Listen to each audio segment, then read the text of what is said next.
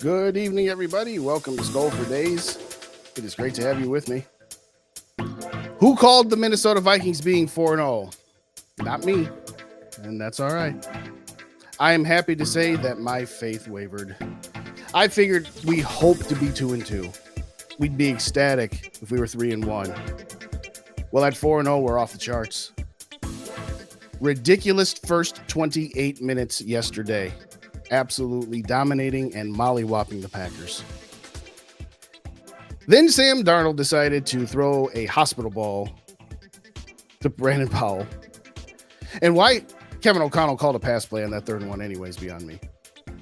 But today we'll have a few nitpicks, but we're going to celebrate the fact that the Vikings are 4-0. We lead this division by 2.5 games over the Packers.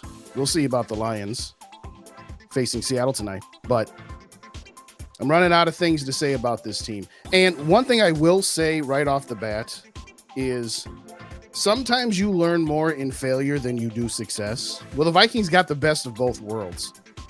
They had a few systematic failures yesterday that they will be able to take away from and learn and grow. But we still got the victory. You know, sometimes you just get your butts handed to you and you say, okay, we got to fix this on defense. We got to fix this on special teams. We got to fix this on offense. No. We got a victory and still had some weaknesses exposed and some things to work on. And going into next Sunday's game in London, where the Vikings are undefeated, not that what the Vikings did 6 years ago in London has anything to do with this team now, but it's a nice little stat to have. Sometimes things go bad and you still end up winning, and it's the best things for the coach. Brian Flores and Kevin O'Connell are probably pissed about how the second half went, which means they have things that they can yell at the players for in practice to get better at. But at the end of the day, it's always good to beat the Packers. It's always good to beat the Packers in Lambeau Field.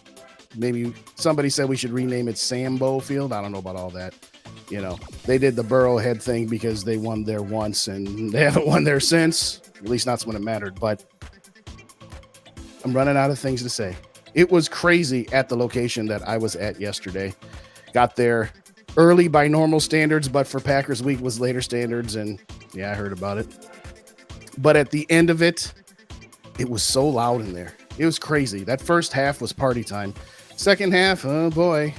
We all know we had that feeling in the pit of our stomachs. Like, okay, are we going to lose this game after being up 28-0?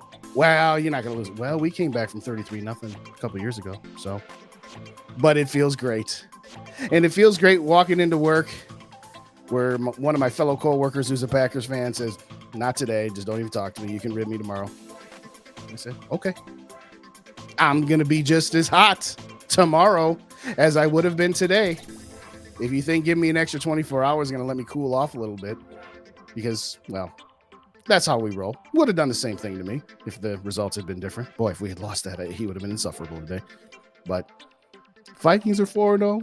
The Jets look absolutely terrible yesterday. They lost 10-9 to the Denver Broncos and Bo Nix, who I think had a total of 83 passing yards and at one point had 6 completions for minus 18 yards.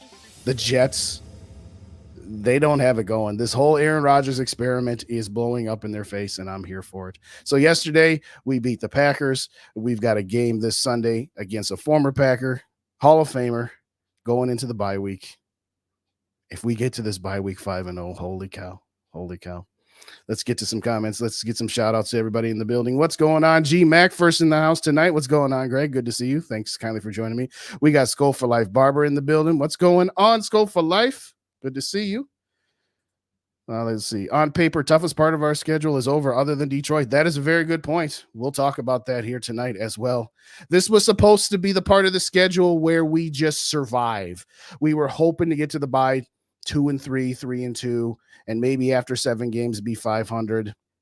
And then we can make some hay against the soft part of the schedule. Well, we're making hay already. Shout out Angel. What's going on? Cheers to you as well. Thanks for kindly. I want to mock Bob is in the house. What's going on, Bob? Good to see you as well. What's going on, Ryan? My guy, what's happening, man? Don't get too F's about the results. A win is a win. Division win. Hated rival. Not quit having purple. Yes. They had a couple purple screens of death, but they overcame them. For the first time in a long time, we have a team that when something goes bad, they don't completely self-destruct. They were about to self-destruct after giving up 22 consecutive points, but they came out with a drive. And again, we'll talk about it. We'll talk about it here. Absolutely. All right, you guys saying hello to each other. Good to see you guys. Hit that like button if you haven't already, and hit the subscribe button if this is your first time here. And if you don't already, please subscribe to Vikings First and Skol, both on their YouTube page as well as their podcast feed on your favorite podcast aggregator, Spotify, Apple, etc., and help us out there. I do one episode a week live, and I do and that gets ported over to the podcast feed, and then I do one other episode that either premieres either Friday or Saturday, depending on what the schedule turns out to be. So hit us up there as well. All right. I was trying to decide, do I go talk about the offense and then talk about the defense? But I've decided I'll talk about the first half, then talk about the second half. So we're going to have some joyous in the first segment. We're going to have some nitpicks in the second segment. We're going to give some praise to a couple of unsung heroes. And then we'll look forward to tonight's game with Detroit and Seattle. And the beautiful thing about that game is we'll take a result either way. We'll take a result either way. Because if Detroit loses, well, that's them being another game behind us for the division. And if Seattle loses, we remain the only undefeated team in the NFC. So it's a win-win. Hopefully they go to overtime and beat each other up. And frankly, I don't care who wins, because right now I don't fear anybody on our schedule. I'm not saying we're going to go 17-0, but I don't fear anybody anymore. Don't fear anybody. Yeah, Seattle in December on the road. That's going to be a tough game. When Green Bay comes back here, they're going to have something for us, particularly if everybody's healthy, because they're already making their excuses of why they didn't win. Oh, Jordan Love is coming back off injury. Okay, so is Jordan Addison. We still don't have TJ Hawkinson. We didn't have Ivan Pace. You can go through the list of, well, reasons why this happened or that happened. And it's funny when it's the Packers and their fans and their supporters, it's, well, we shot ourselves in the foot too many times in the first half. But when the Vikings shoot themselves in the foot in the second half, it's, well, it's because the Packers did something great. Can't we just evaluate the game on the first half? The Packers were not their best and the Vikings were on fire and it flipped. Can we just be a little more consistent there? But let me get one more shout out before I get to the segment. What's going on, Drop Shot? Good to see you. We almost gave up the win because of pre. I'm going to talk about that, Drop Shot. You better believe I'm going to talk about that. We're going to talk about that. All right. First half of this game might have been the best 28 minutes as a Vikings fan that I have seen in a very, very long time. Maybe 2009 and maybe 1998, there was a first half stretch that would have been on par with that. But by and large, absolutely everything went right for us and almost everything went wrong for them. And it was glorious. I mean, first drive of the game, come out, touchdown, 6 plays, boom, right down the field. Yeah. Had the penalty, so had to move us back. 3rd and 13. No problem. We'll just hit Jalen Spielinator. First down. Let's go. That touchdown pass to Jordan Addison was absolute beauty. And again, the Packers, without Jair Alexander, oh, well, if Jair plays, we would have won that game. Well, I don't think so. You would have had a better shot, sure. Just like we would have had a better shot if we had TJ Hawkinson, as an example. But first touchdown of the game, stutter step, coverage on Justin Jefferson, left Addison wide open. It was so wide open. It was ridiculous. And then the Packers miss a field goal. Okay, that happens. Go right down the field. 8 plays, 5 minutes off the clock. Okay, 14-0. We've had the ball for 8 minutes. Let's go. And then 3 plays into the Packers' second drive, interception. I'm like, okay, you can't be serious right now. Yeah, we can. Yes, we can. And what did the Vikings do? They went down and scored another touchdown and said, we're not going to settle for field goals to be up 17-0. We're going to get another 7 points on the board. And at that point, I'm like, okay.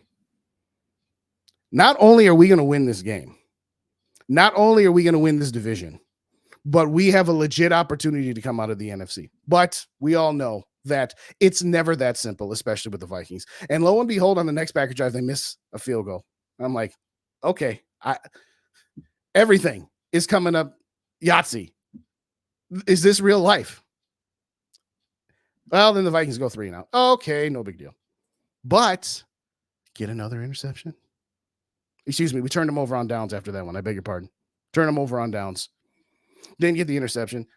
That pass to Justin Jefferson I'm not saying that Sam Darnold should get the MVP for that pass alone, but that should end any discussion about whether he has the capability and the talent to lead this team. It was a dagger shot. You get the interception off of went through two Packer wide receivers' hands and ends up in Shaq Griffith's hands, and he gets down inside the red zone. First and goal. Okay, we get a penalty. Okay, no big deal.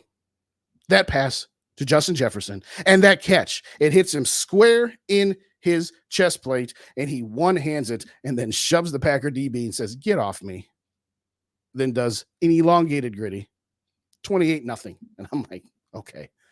Is this are we going to get 50 on the board? Well, no, we're not going to get 50 on the board. We'll talk about that. But Jordan Addison, welcome back. Good to see you.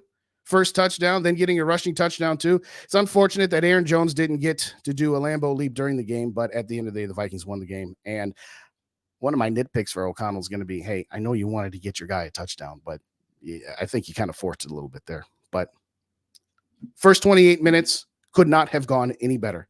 I expected this. My final score prediction was 35-24. So it wasn't quite what I had thought it was going to be, but I certainly did not expect that the Vikings would have 28 points on the board in the first half. And from that point, it was just absolutely glorious up until that point. Defensively, let's talk about them. Yes, Jordan Love came in knocking off the rust. That's going to happen. Wouldn't matter if it was against the Vikings or if he had been able to play last week against the Titans. Yeah, he looks skittish. And Brian Flores, I'd like to know what was different about the second half than it was the first half, because in the first half, the Packers did absolutely nothing. Got into field goal range a couple of times, so doing the same formula that we had been doing, giving up yards but not giving up points, making them settle for field goals. So even if they do make one or two of those field goals, okay, it would have been 28-6 at that point before things got pear-shaped.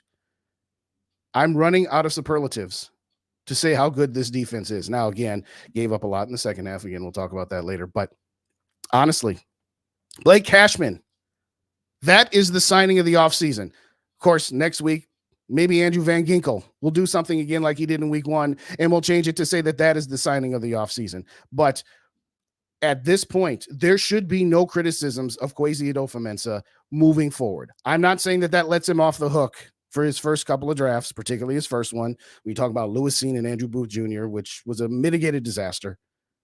And I'm not saying that Kwesi Adofo-Mensah walks on water, but he has more than made up for some of his faux pas while he was getting his feet wet as a first and second year general manager.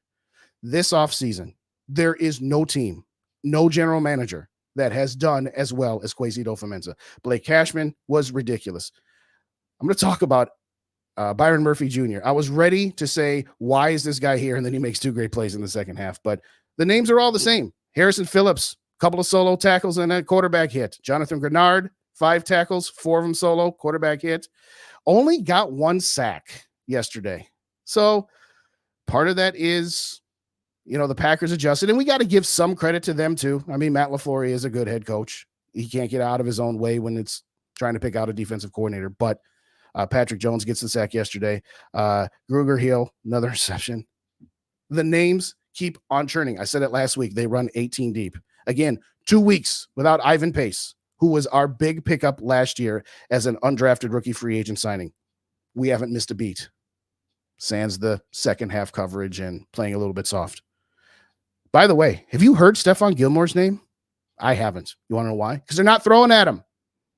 This guy's 34 years old. I figured he was just going to be a depth signing for a little bit of leadership, that he wasn't going to be at the level that he was in 2018 when he was Defensive Player of the Year and in his prime with Bill Belichick. They don't throw at him. They don't throw at him at all. Shaq Griffith, again, we talked about the interception. Again, right place, right time, bounced off and threw a couple of Packers receivers' hands, but he caught the ball. Kind of like Josh Metellus last week when it got popped up in the air a few times. How many times have we seen that ball hit the ground and not come up with an interception? This team defensively is ridiculous. Now, I'm going to get to you guys' comments here, and then we'll talk about some of the areas that we need massive improvement in from the second half review. And by the way, the running game yesterday, 34 carries, 120 yards.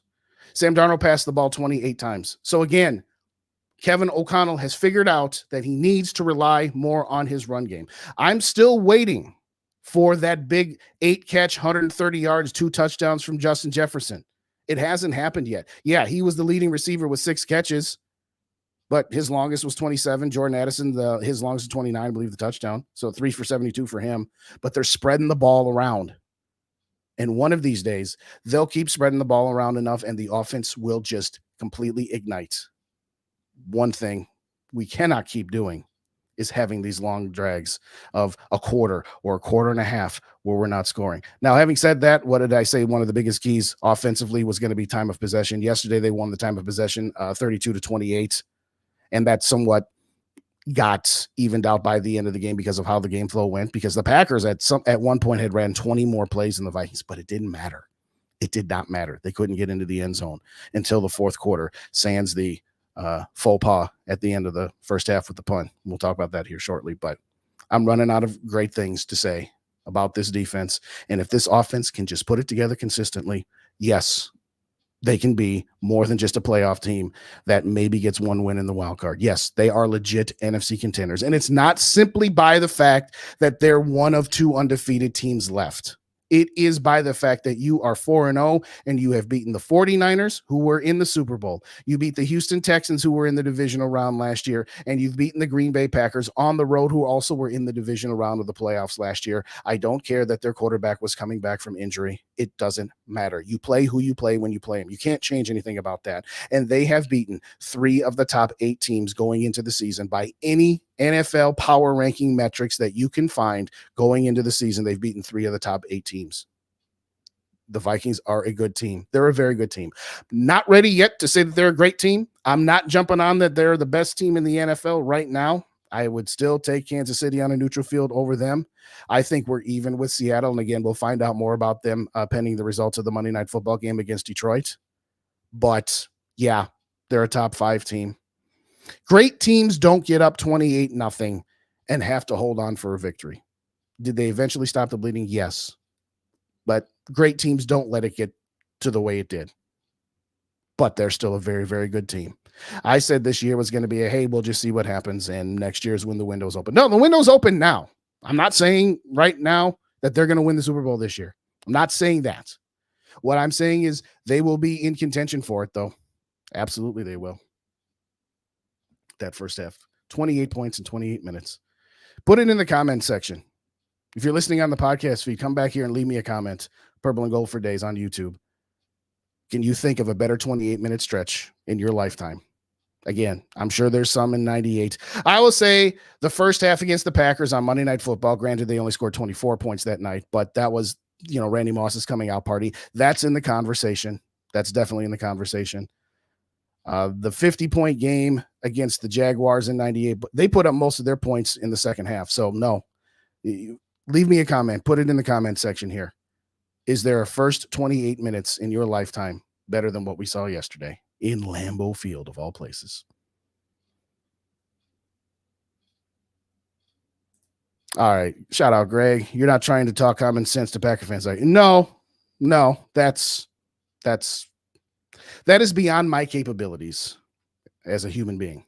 That's just beyond my capabilities. All right, Bob. So yes, I'm going to talk about this a little bit more in the second half review. They were kind of bad. Again, the refs were not the reason that the Vikings won or that the Packers lost this game. There's always going to be a handful of bad calls, but yes, they had to take probably a grand total of about a half an hour with all those reviews about what was a catch and what wasn't. No, the interception, again, it was a bad pass. It was an ill-advised pass from Sam Darnold, but no, that was not an interception. He was bobbling the ball. If that was a receiver catching the ball like that, they would have gone to replay and said, no, he did not get possession of the ball prior to going out of bounds. But doesn't matter. We beat the Packers and them, if you want to think of it that way. And I'm cool with that. I am absolutely cool with that. Defense will be on fire Sunday against the Jets. Second half of yesterday's game was a wake-up call. Yes, absolutely, Barber. Absolutely. Again, I'll touch on that in my nitpicks for the second half.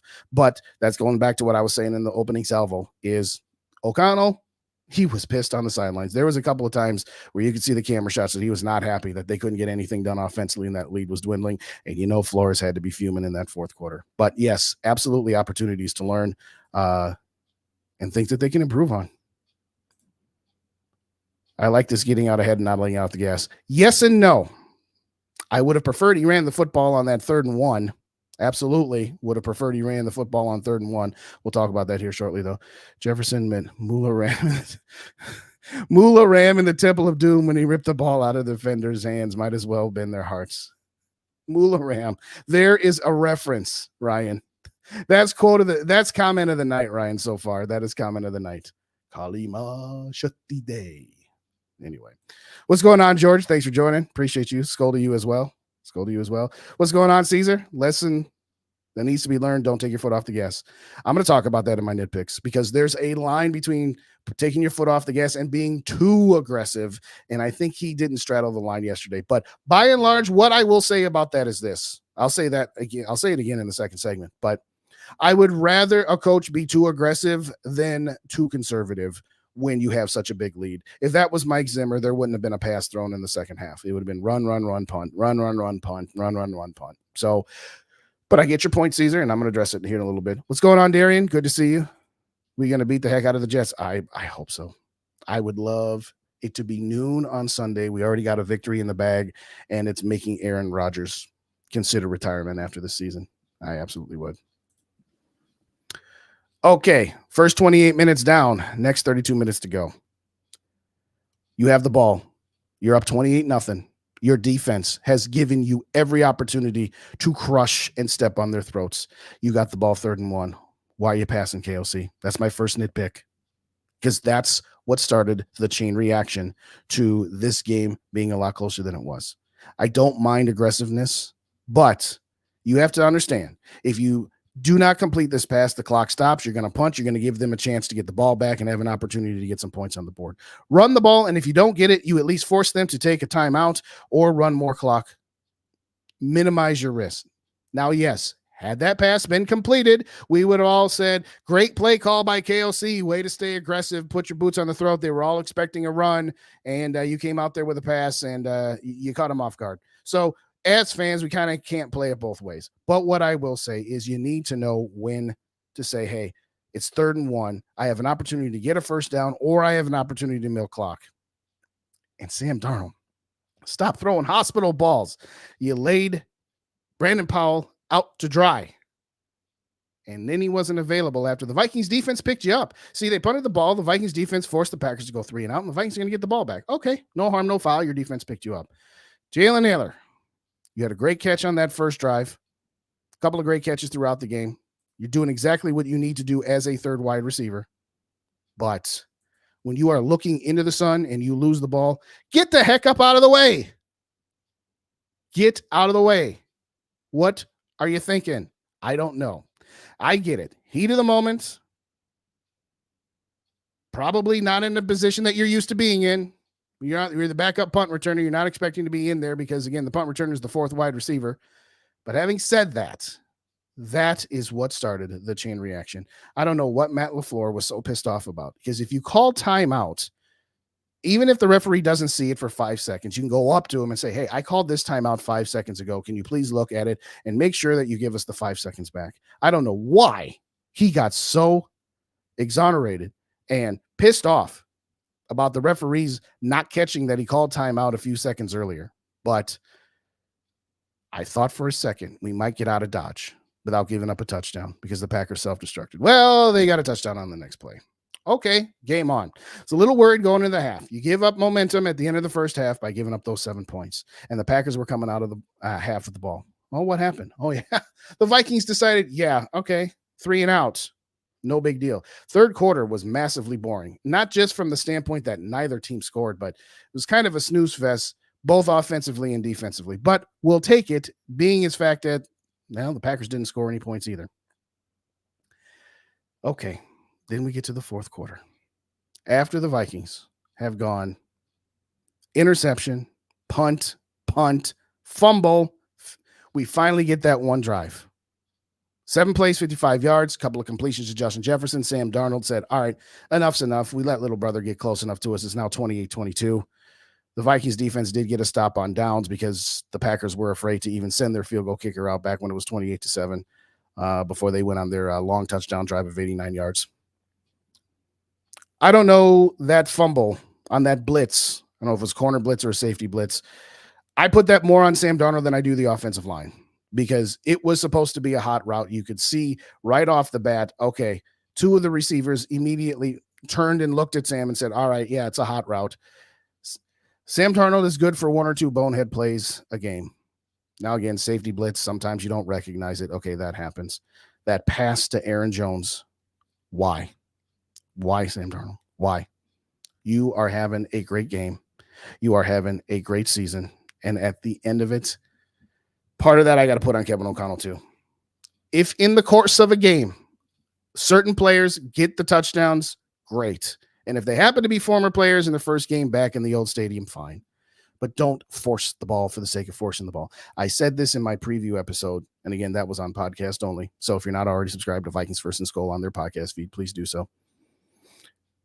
Don't overplay to the emotions of your team. It's great that you are that kind of coach, and it is great that you endure such leaders and exude such leadership from to your players and love from your players. But you know what Sam Darnold is. One or two a game. You knew he was going to Aaron Jones that entire play because they wanted to get him into the end zone. Once again, I've said this since Kevin O'Connell got here. So it's not just about Sam Darnold. It's not just about Kirk Cousins or anybody else. They come out hot on their first couple of drives. They were always scoring, always putting up 10 to 17 points by the middle of the second quarter. And then they do nothing for essentially a quarter and a half. Since that Justin Jefferson touchdown, which was, I believe, at the 4 or 5 minute mark in the second quarter. They didn't score any more touchdowns for the rest of the game, period. And they only got the field goal that they got. That was, I believe, at the beginning part of the fourth quarter. 12 minutes left in the game. So you had near 33 minutes where you had one field goal drive. Now, ultimately, yes, the Vikings executed on that drive, and a win is a win, and you got what you came for, you got what you needed, and you got out of Dodge with the W. But that is the one part of this offense that has to stop, as well as the turnovers. Some of them you just can't help. You get blindsided hit, okay, that happens. Your arm gets hit like it did in New York, okay, that stuff happens. That's football. That's the other team making a good play. But stop shooting yourself in the foot. I like the aggressiveness on one hand, but on the other hand, keep the clock moving because you were up 28 points, 21 at the half. There's only so many possessions. And you know what? Your defense looked really shaky at times, but let's go through the Packers' possessions before they got to the fourth quarter. First possession, 3 and out. Second possession, 3 and out. Third possession, 10 plays, elected not to go for the field goal and went for it on 4th and 10, and Cam Bynum knocked the ball away. Okay. Then, after they scored a couple touchdowns to make this game interesting, interception. And that was the one by Byron Murphy. And then next possession after the Vikings go 3 and out, they get that fumble. Byron Murphy on back-to-back possessions, causing 2 turnovers, getting an interception and forcing a fumble. When you have 2 turnovers in that short amount of time, I'm sorry, you have got to do better. Now, yes, I am going to say that I agree with Kevin O'Connell's decision to go for it on 4th down when they were at the 6-yard line. I absolutely hated that spot. I thought Jalen Naylor had it because his feet and ankles weren't on the ground. But some people say, well, why not kick the field goal there and go up 12? That way, if they did get the onside kick, they don't need to just go for a field goal. They have to go for a touch. No, when you have 1 yard to end the game, you take 1 yard. You take a play to make 1 yard. So I absolutely agree with that. I like the play call because they were all expecting Aaron Jones to get it, and I don't like the spot by the refs. So what does all this mean? It means Kevin O'Connell and Brian Flores, both sides of the ball, have things to work on. I don't like the soft coverage in that fourth quarter. Yes, I am extremely biased because had the Vikings got the first down by Jalen Naylor and the final score ends up being 31-22, yes, I might have taken a little bit of extra cash on the numbers board. But beyond that, if you're up 9 with just a couple minutes left in the game, there's no way that the Packers should have gone down the field 96 yards in 1:20. Do what you've been doing, because what you had been doing, you had been forcing the Packers to go on long drives. The only drive that the Packers did anything of consequence getting into the end zone was their second touchdown, where it was 11 plays, 89 yards, but that took 4 minutes off the clock. That's still a little faster than I would like, but I'll take that. You can't, even being up 9, say, oh, well, we're just going to give up the middle here. We're just going to give up this, give up this. There's no way a team should go 92 yards in a minute and 22 seconds. Patrick Mahomes shouldn't be leading the Chiefs on a drive like that. So Brian Flores, I don't know what it is that Matt LaFleur discovered at halftime that might be a weakness in this defense. And I don't want to hammer too hard because, again, the defense played extremely well. That first half was phenomenal. The only points they gave up was after the boneheaded muff punt.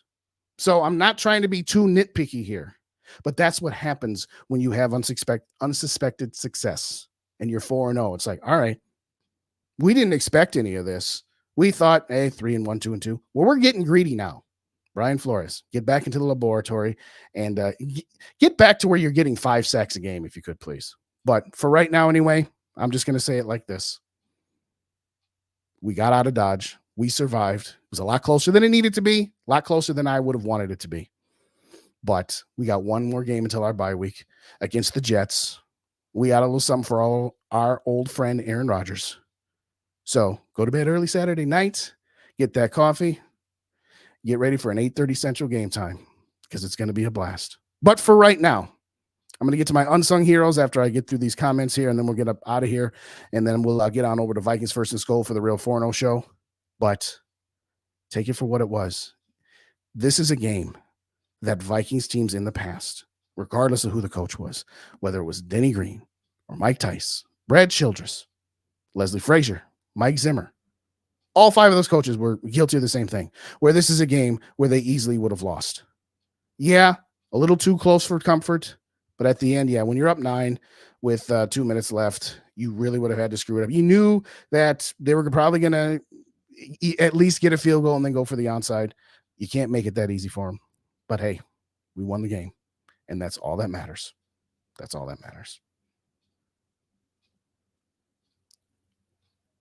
All right, a couple of quick comments here to close this up. And then, like I said, we'll get ready for the Jets. I saw a couple new people in here. Why does it freeze on me at the exact wrong time?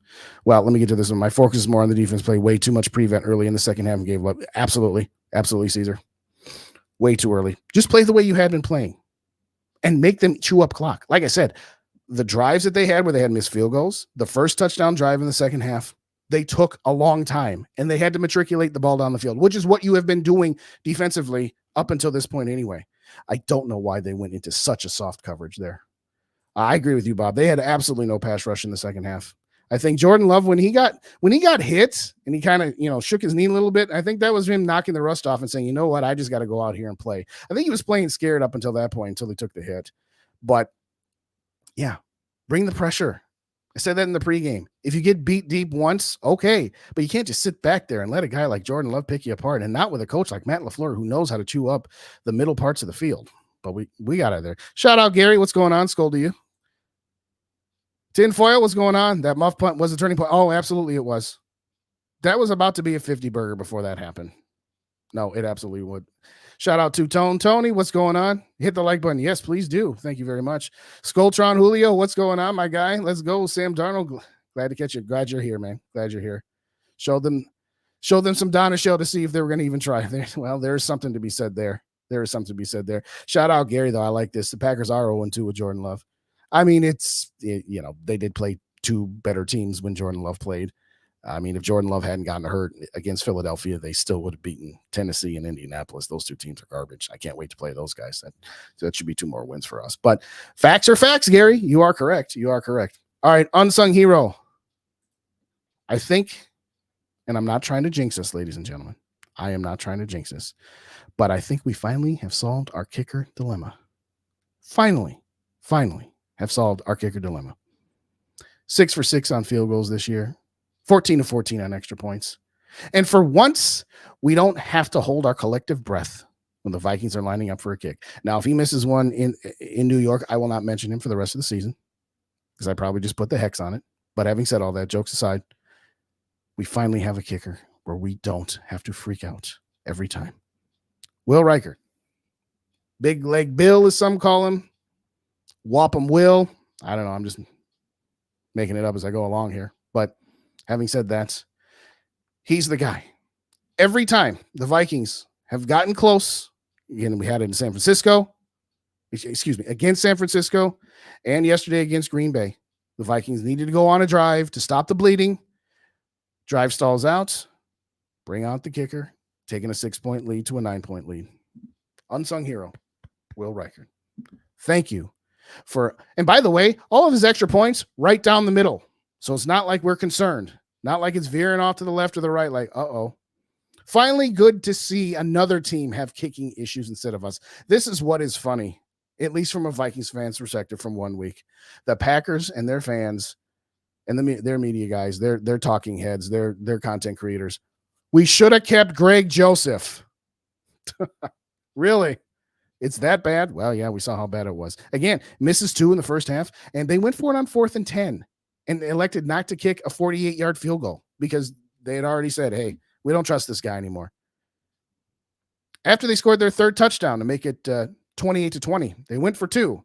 And yes, that is statistically the correct call because, again, assuming you give up no more points, if you score 1 more touchdown, then you're just kicking the extra point to win the game. And if you miss it, you have the opportunity to go for 2 again. So you're taking 2 shots to make 1 2-point conversion. Did they do that because that was statistically the right thing to do, or did they somehow think that maybe their kicker wasn't going to be able to make another extra point? I don't know. Either way, it is good that the Vikings are finally not the team that has to worry about kickers. So he's my unsung hero for the week. Congratulations, Will Reichard. Appreciate you. Shout out Skulltron. First off, as I've said to you a few times, love the name Skulltron.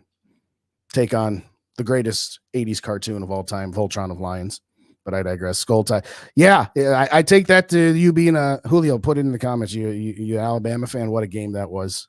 What an absolute ridiculous game that was between Bama and Georgia. So I'll assume that that's where you're going with that one. But that's going to wrap it up here for tonight. If you haven't already done so, hit the like button. If you don't already, hit the subscribe button for me as well. And I'm going to put the link in over to Vikings First and Skull. And I'm guessing the real 4-0 show is going to be off the chain, because I'm guessing Tyler's got a few things to say about this game. If you haven't already done so, go on over there, subscribe to that channel as well as their podcast feed, because again, all my episodes end up over there, and some of them are going to be online exclusives over on the Vikings First and Skull podcast feed. So please, if you could, on your favorite podcast aggregator, hit subscribe to them as well. Thank you kindly, everybody, for joining me this evening. I will be back podcast only on Vikings First and Skull Friday or Saturday with my preview for the Jets game. But for now, your Minnesota Vikings are the best team in the NFC North through the quarter pole of the season. Yes, I know it's 17 games, but close enough. And preview, spoiler alert, I think we're going to absolutely mollywop the Jets in London next week. But we'll talk about that more later. Thank you kindly for joining me as always. Skull to the next episode. Good evening. Vikings beat the Packers.